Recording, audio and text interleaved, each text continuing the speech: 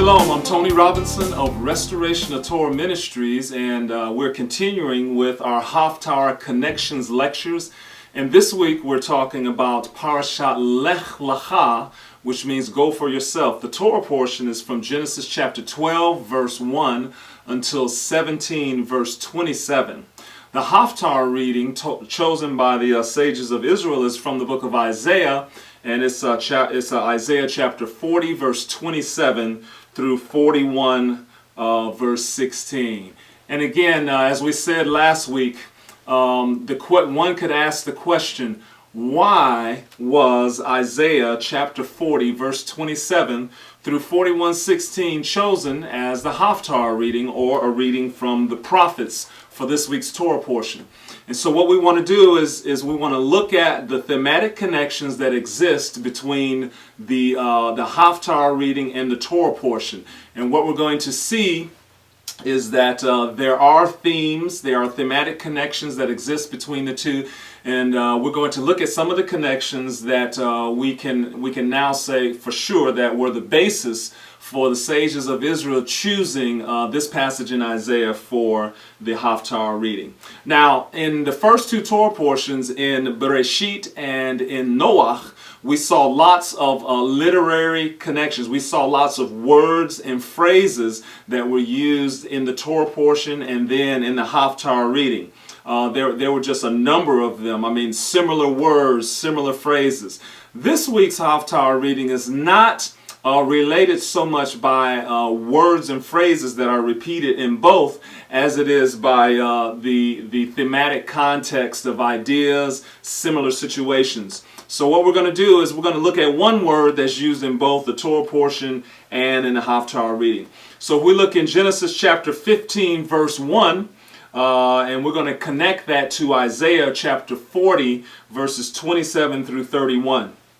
And in Genesis it says, do not be afraid. So that word afraid there, because Adonai was addressing Abraham's fear, that word is used also in a Haftarah reading in verses 27 through 31 of chapter 40 of Isaiah.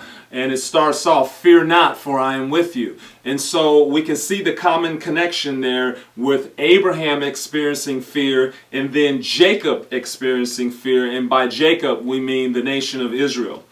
Now, before we get into some of the other prevalent themes in the Torah portion of Haftarah reading, what I want to do is I want to share with you first the context of the Haftarah reading. Again, the Haftarah reading is chapter 40, verse 27 through 41, verse 16.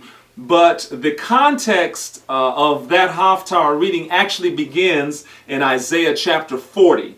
And so what I want to do is I want to read a few verses from Isaiah chapter 40, again to establish the context. It says, comfort, yes, comfort my people, says your God. Speak comfort to Jerusalem and cry out to her that her warfare is ended, that her iniquity is pardoned, for she has received from the Lord's hand double for all her sins. And it goes on to say, prepare ye the way of the Lord, make every mountain and hill brought low, make the crooked places shall be made straight. And it goes on to say in verse 5, the glory of the Lord shall be revealed, and all flesh together will see God. And so this begins the great passage of consolation for the nation of Israel scattered among the nations, okay, in exile. And it starts off, Nachamu, Nachamu Ami, Nachamu Ami, comfort ye my people. And so beginning in Isaiah chapter 40, throughout the rest of the book of Isaiah, we have prophecies of consolation for the nation of Israel in exile. Okay, and so that's the context. Again, the context is Israel in exile. And so just as we saw with Parashat Noach, that the flood was used as a picture of exile, and how that it was used as a picture of exile, we're going to see likewise how this Torah portion involves exile also. And so we're going to go ahead and do that. So what we're going to do is we're going to look at Isaiah chapter 40, verses 27 through 31. And thematically, those verses cover two things. One is one of them is encouragement for those who've lost hope. Excuse me. Encouragement for those who've lost hope. So if we read in chapter 40, for instance, right here, why do you say, O Jacob, and speak, O Israel, my way is hidden from the Lord, and my just claim is passed over by my God? Have you not known? Have you not heard? And it goes on with the famous passage that he gives power or strength to the weak, and to those who have no might he increases strength. He goes on to say, but those who wait upon the Lord shall renew their strength. That great promise. And so what we see here is that in the Haftarah reading, these first few verses from 27 to 31 are clearly words of encouragement for those who have lost hope. Okay, and it's specifically speaking to Israel living amongst the nations in the diaspora. So if we want to find a connection then to the Torah portion, we should ask who in the Torah portion may be asking questions of Adonai. Who in the Torah portion may have lost hope in Adonai, okay? And so also who in the Torah portion may need strength, because again, as these first few verses in Isaiah say that he will, well, let's look at it. It says, those who wait on the Lord shall renew their strength. They shall mount up with wings like eagles. They shall run and not be weary. They shall walk and not be faint. So who in the Torah portion would be in that situation, okay? And it even says here also, it says, even the youth shall faint and be weary. So if the young people are going to faint and be weary, who in our Torah portion may also faint and be weary? So what we want to do is, in order to figure that out, we want to examine our Torah portion in light of the first 3 verses in Genesis. So let's read here in the first 3 verses in Genesis chapter 12. We're going to look at Genesis chapter 12, and we're going to see what Adonai's promise here. Now the Lord has said to Abram, get out of your country, from your family, and from your father's house to a land that I will show you. I will make you a great nation, and I will bless you, and make your name great. I will bless those who bless you, and I will curse him who curses you. And in you all the families of the earth shall be blessed. So what we see here is that this is the great promise that Adonai gave to our father Abraham. It is a twofold promise. The first thing that he promised him was that he had a special land that he was going to give to Abraham, and secondly, that he will multiply his descendants. So that is the twofold promise that Abraham has basically staked his future on. He's leaving his life in Ur-Kasdim and from Haran, and he is going to follow this promise that his God has made to him. And so we need to keep our focus on this idea of land and descendants as we go through the Torah portion. So what we want to do here is we want to see who in the Torah portion may need hope and encouragement. Well, in Genesis chapter 12, verse 10, it says that as soon as Abraham got to the land, what happened? There was a famine, and the famine was so severe that they could not even stay in the land. Abraham and his entourage, hundreds of people, they had to go to Egypt, some land. Right? I mean, think about it. Adonai has just promised him, I'm going to give you a special land. You're going to have descendants. He goes on to say later on that are going to be as multitudinous as the stars in the sky. And yet when Abraham gets there, that land can't even hold the few hundred people that they have. So some land, Adonai, thanks a lot. You can imagine how that would be a potential reaction. So right there, you can see how that might shake Abraham's hope, because he's traveled this long distance, and as soon as he gets there, there's a famine. How about Genesis chapter 12, verse 15? That is the story about Sarah's abduction. And it is an abduction, even though in the Torah it just says that Pharaoh took Sarah.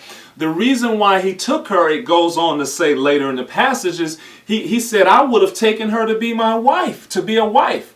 She would have been one of his concubines, just like Abimelech in chapter 20, I believe, when he took Sarah. The idea was that he was going to make them one of the concubines. So if that would have gone through, if Pharaoh would have been allowed to keep Sarah, then how would Abraham have possibly had seed? So again, you see, as we begin to interpret the story in light of the twofold promise of land and seed, we can see where there are going to be some instances here where Abraham could lose hope.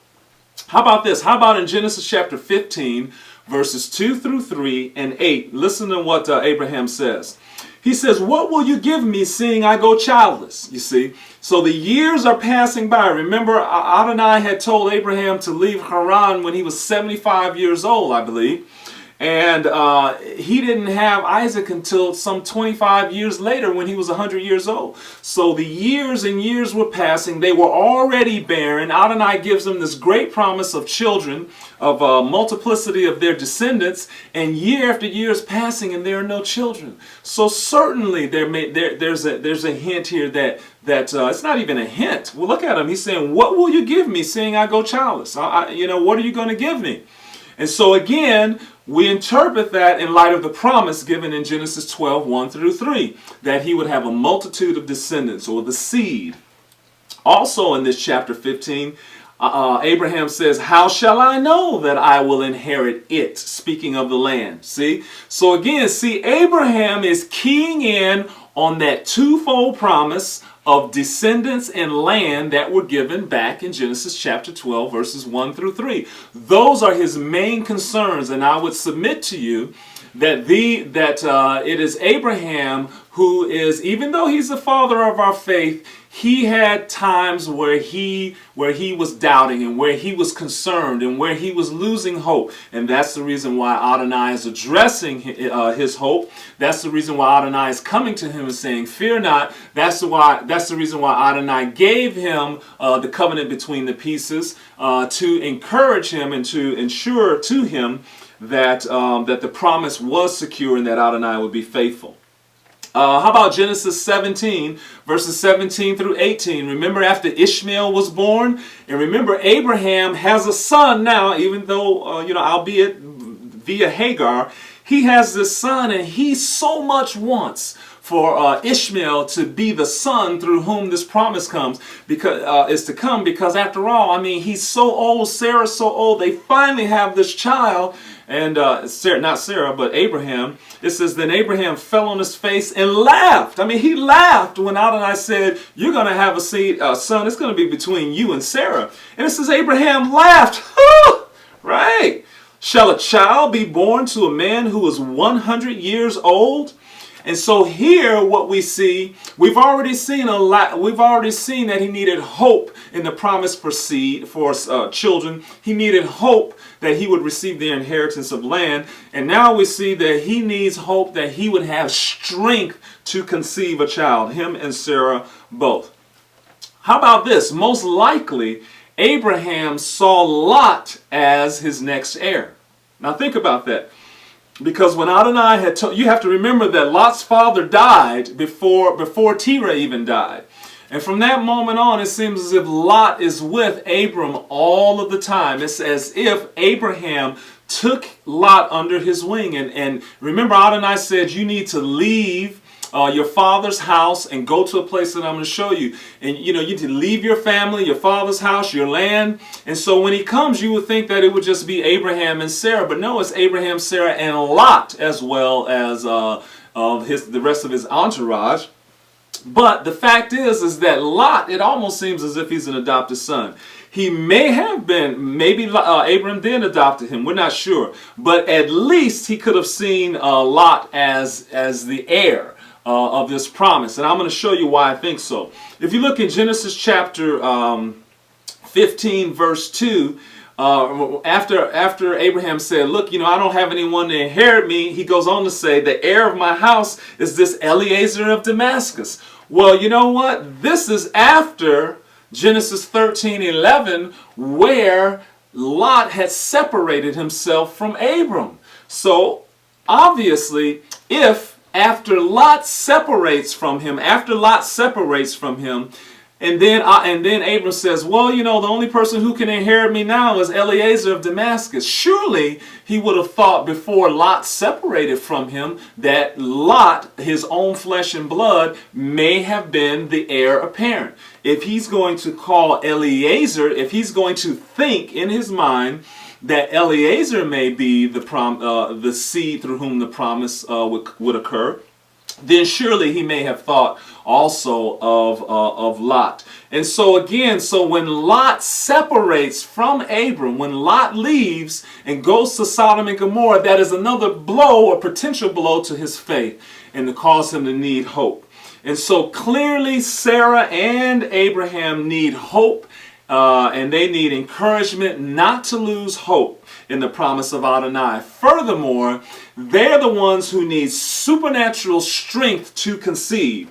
And so as we read that promise in Isaiah chapter 40 verse 27, where it says, my way is hidden from the Lord, that is, even though this is Israel in the nation saying this prophetically, we see that this is also would have been going on in the mind of Abraham and in Sarah. And they're the ones that needed encouragement. They're the ones that needed to wait upon the Lord and renew their strength. They're the ones that needed to know that God would give strength to the weary, and that He would make them fly on eagle's wings. And so we see a definite connection between the Torah portion, which speaks of Abraham and Sarah needing strength and needing hope to hold on and wait upon the Lord for that promise, and a connection between with the Haftarah reading, which is Israel in exile. And so therefore, the prophetic barrenness of Abraham and Sarah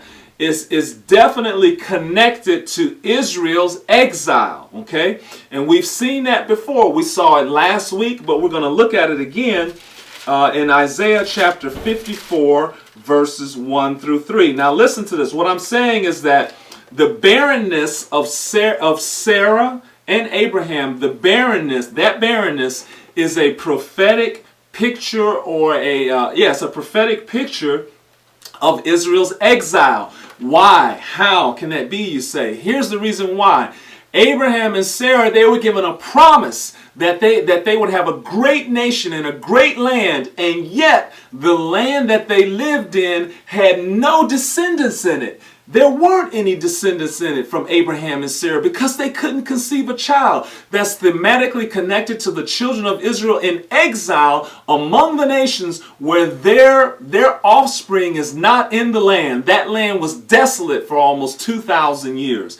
And so that's the connection that Adonai is trying to draw. This is the spirit of Adonai who is using this analogy of Sarah's barrenness as a picture, a prophetic picture of the nation of Israel in exile. And because they're in exile, there are no Israelite descendants in the land, just as with Sarah and Abraham, they had not had a child. And so what we read here in Isaiah 54, it says, sing, O barren, you who have not borne, break forth into singing and cry aloud, you who have not labored with child, for more are the children of the desolate than the children of the married woman, says the Lord. Enlarge the place of your tent and stretch out your curtains in your dwellings. In other words, he's speaking to the land of Israel, the actual land, as if it needed to give birth to these children. He's saying, stretch out your tents, you who have been barren. He's talking about the land of Israel, excuse me, the land of Israel in desolation because of the exile of the children of Israel. And also, now remember, when Abraham went to the land, he was supposed to inherit that land. As soon as he got there, he had to leave and go to Egypt. That is a prophecy, is a prophetic picture of the exile of the nation of Israel into the nations later on in the history of the nation. And so later on in Genesis chapter 20, when Adonai is chastising Abimelech, he's chastising Abimelech over the incident with Sarah, and he says, you need to release this man's wife because he's a prophet. And nowhere in Scripture do we read where Abraham is saying, well, thus says the Lord. You know, he's never saying, thus says the Lord. What we see is that, though, is that Abraham was a prophet through his actions. So as we watch him, he is actually portraying prophetic prophecy before us. And so did Isaac and Jacob. Okay, so if we look in Isaiah 41, I'm going to summarize thematically verses 1 through 7 as challenging the nations or challenging the coastlands. In other words, Adonai is making a challenge to the nations. Let's read here. It says, keep silence before me, O coastlands, and let the people renew their strength. Let them come near, and let them come near together for judgment. So he's telling the coastlands, I want you to come here because we need to enter into judgment. I want you to talk to me about something. Isaiah chapter 41 verses 2 through 4 is about a victorious leader. Okay? It talks about, it says, who raised up one from the east? Who in righteousness called him to his feet? Who gave the nations before him and made him ruler over kings? Who gave them as dust to his sword, as stubble to his bow? Who pursued them and passed them? Okay, so it's a description of a victorious leader. And then in Isaiah 41, 5 through 7, Adonai is asking for the response of the nations, which is symbolized by the coastlands. And basically the coastlands, they went back to their idolatry. So let's see what this is about.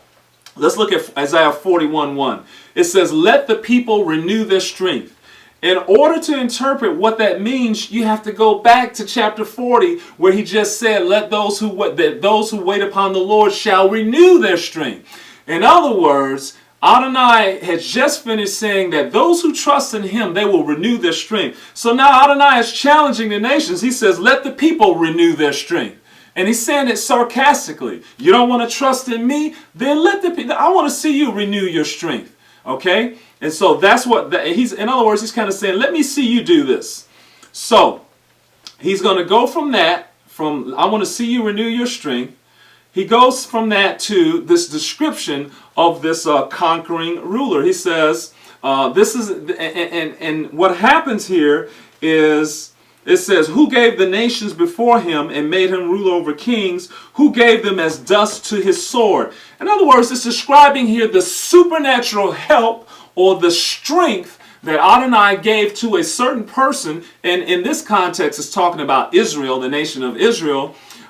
He's saying, you know, who strengthened this nation of Israel to defeat all these other kingdoms that were obviously much greater than them? And so it's an example of Adonai's help to his people to overcome their enemies. And so this is obviously thematically connected to Abraham's war against the four kings. And we want to just look at that for a second. See, this is what's going on here. Remember when Lot was kidnapped? Someone came and told Abraham, and he went with 300 trained men and recovered Lot, the women, the children, and all the belongings. Well, guess what? Some people may not notice this, but this is a miracle.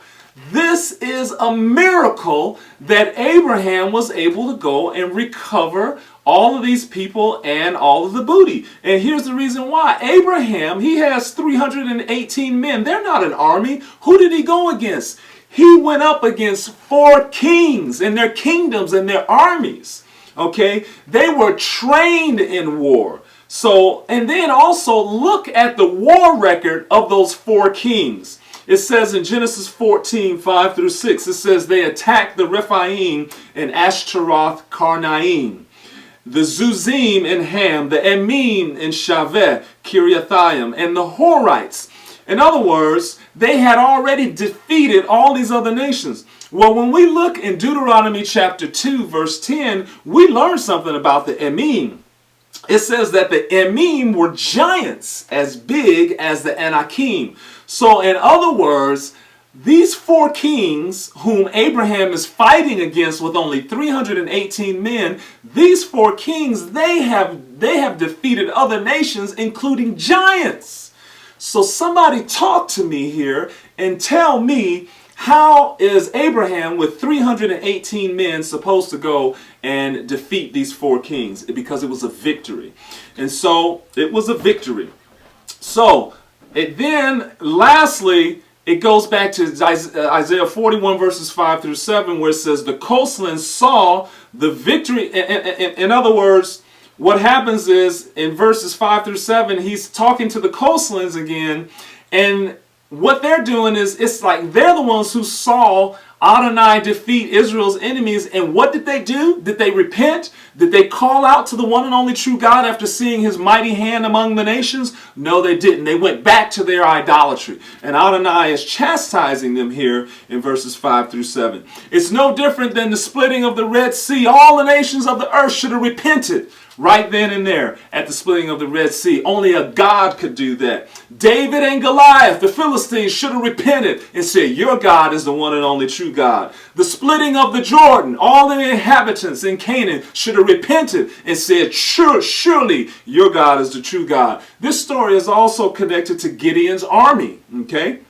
Because Gideon, in a similar situation, has only 300 men, whereas Abram had 318. They both deploy at night, and Adonai gives them a supernatural victory. And so this is the connection, the major thematic connection between the Haftarah and the Torah portion. The fact that Adonai gave supernatural strength and help to an Israelite who was able to defeat the nations. He gave strength to Abraham. Abraham, through Adonai's power and might, was able to defeat the 4 kings who had previously defeated other nations, including the Emim, who were giants. And that is prophetically a picture of how the nation of Israel in the future would defeat nations greater and stronger than them. How? Through the power of Adonai. That's how they were going to do it. So another theme in the Torah portion is Isaiah chapter 41 verses 8 through 9, where it says, but you, Israel, are my servant, Jacob, whom I have chosen. So the question is, why was Israel chosen? Well, this theme is captured in our Torah portion because why was Abraham chosen?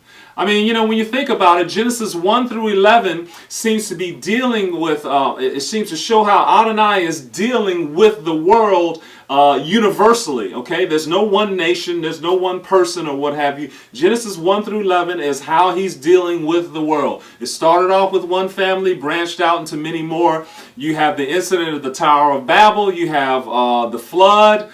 It's kind of how Adonai is dealing with the world, with humanity as a whole. But as soon as you get to Genesis chapter 12, that's when he picks out one man and one woman, and he says, through you, all nations of the earth will be blessed. And so the question is, why did he choose Abraham?